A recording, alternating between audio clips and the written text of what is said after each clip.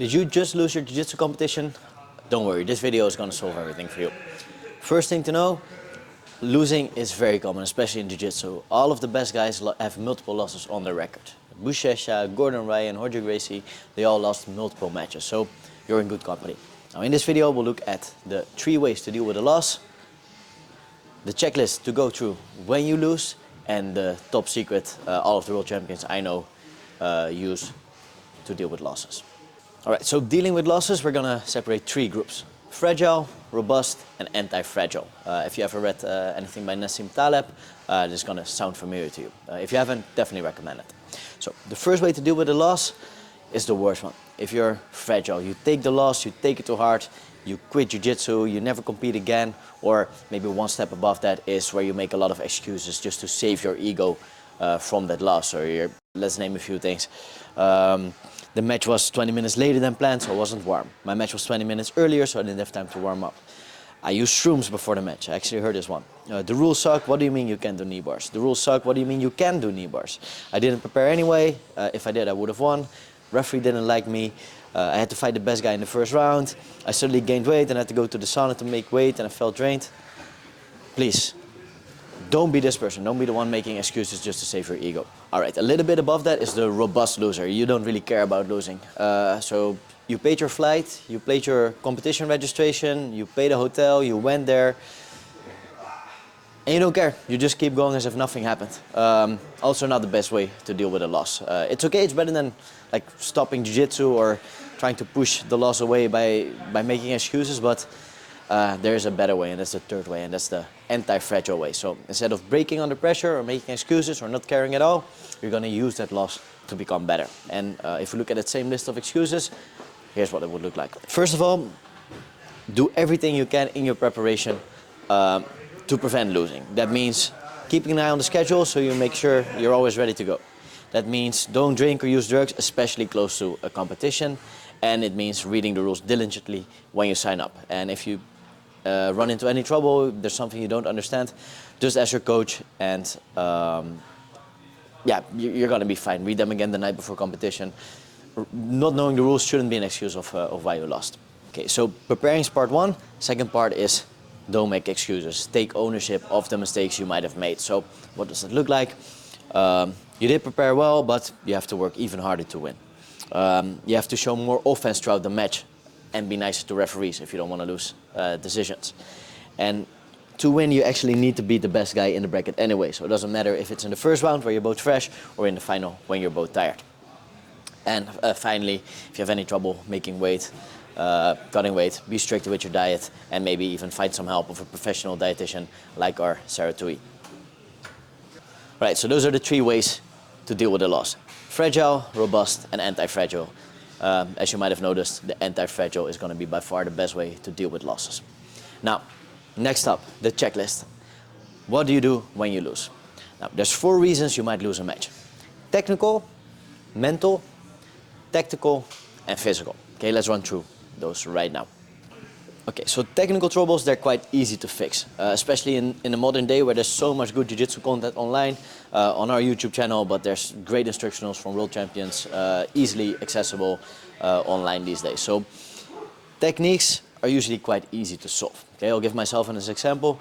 As white belt, I always got my ass kicked by Mitchell Cadeau. I think he's still training a little bit of MMA these days, but he would do arm bars on me from everywhere. One time he did a flying armbar, one time he passed my guard, did an armbar. But after those losses, I went to work. I did a lot of work on defending the armbar, did a lot of studying, a lot of training, and now my armbar defense is quite solid, and I still use that skill daily in training. So use that loss to fix your technical mistakes. When you're looking at which things to fix, go from big to small. So if you get tapped, that means you have to work a lot on that submission. If somebody scores points on you, you have to find a way to not get swept by that sweep or not get passed by that guard pass. So fix your submission defense first, then fix not getting scored on, and eventually you can turn it into smaller and smaller things, not getting that advantage scored on, maybe even becoming a little bit more offensive. So matches are a great chance for you to get feedback on your technical development and to learn what you need to work on. Where technical problems are quite easy to solve, mental problems are a lot harder to solve. They're gonna take some time, and Our idea of mentality before competition is that it's on a spectrum between being too calm and being too aggressive. And where we usually try to guide our competitors is to find that balanced middle where you're in the zone, where you're not too calm but also not too aggressive, where you're in the moment and you have that perfect flow state, which some of you already might have encountered once when you had a great competition. So how do you do that? When you're going too aggressively, you want to calm yourself down, listen to some relaxed music, do a nice relaxed stretching routine before competition. If you're too calm, you want to become more aggressive. So you want to do a more active warm-up, a little bit more dynamic, more explosion, and you want to listen to some more aggressive music in that warm-up so you can use that aggression a little bit better. If you want to learn more about this, we have a free ebook out, How to Win Competitions. There we go in a lot more depth into this, this idea of finding the flow state between calm and aggression. You can download it in the link in the description. Physical problems, they're also not as easy to solve as the technical problems. Building a strong physique or fixing physical parts of your body, it's going to take some more time. It's easy to implement a new technique in your game, do some drilling, some studying, some specific sparring and apply it in rounds.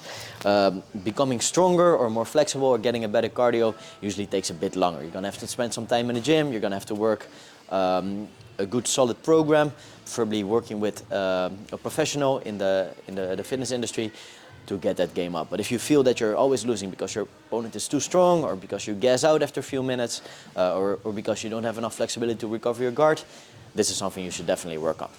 Now, the final thing where you can lose matches on is tactics. And this only starts playing a role from a higher level. I'd say from a higher level blue belt going into international competitions. Tactics are going to play a role. At white belt, it's just about who wants it more, who's more aggressive, and who has a little bit more technique. At blue belt, technique is going to play a bigger role. And then once you get to that upper level of the blue belts, going into the international scene, the IBJJF tournaments, ADCC tournaments, tactics are going to become a more and more important part of your game. And to be able to implement tactics, you need a more complete game plan. If all you can do is footlocks, like me when I was a blue belt, you can't really do any tactics. You can either get the footlock or you don't. But once you become more complete, you learn how to play guard, you learn how to pass, you learn how to wrestle, you learn how to attack the legs, you learn how to attack the neck. Now you can implement a little bit more tactical game. So you can look at, okay, where's my opponent strong? What are we going to do with that? If your opponent is a strong wrestler, you might want to pull guard, start playing guard. If your opponent has great guard passing, you might want to take them down so then they won't be on top. Tactical things come only after you have a solid technical base. Okay, so that's the fourth thing you might fix after a loss. All right, finally, like promised, the secret all the world champions I know use. I'll give you a story. A few years back, I was in Brazil. I was hanging out at my coach's house, Thiago, with my good friend Marcelo Fausto, and they had a pool there. And we were hanging around a little bit. We were swimming, and all of a sudden they wanted to do a match. Who could swim the farthest underwater? So we all dove in, head underwater. We swam, I swam. I was feeling completely out of breath. I was gasping for air, and I come up, and these guys are nowhere to be seen. They're still underwater. They're still going. They maybe did 2 or 3 more laps than me. And they came up completely exhausted, dead, gasping for air, completely messed up, because they really hate losing. And these guys are both adult world champions. What really sets good or elite athletes apart from good athletes is how much they hate losing. So if you're going to a competition, you don't care too much about losing. You use that more of a robust mindset, oh, I don't care about losing at all. You're not going to improve as fast as the guy that hates losing. He loses, he gets annoyed, he's going to be on his phone watching the match the entire night while everybody's out having a drink, having fun. He's going to remember that feeling. So next time he's in a competition, he's losing, he knows that if he doesn't give it his all in that last minute, he's going to be sad for the rest of the week or the month. So he's going to give it all to win. So what really sets world champion level athletes apart from good athletes is they hate losing. So don't worry if you lost, you feel sad, use it. Don't ignore it, don't make excuses. Use that loss to improve your technical aspects, your physical aspects, your mental aspects, and your tactical aspects, so you can become even better and keep growing. Like I said in the beginning, every elite world champion competitor has lost multiple times, even Gordon Ryan, even Marcus Buchecha.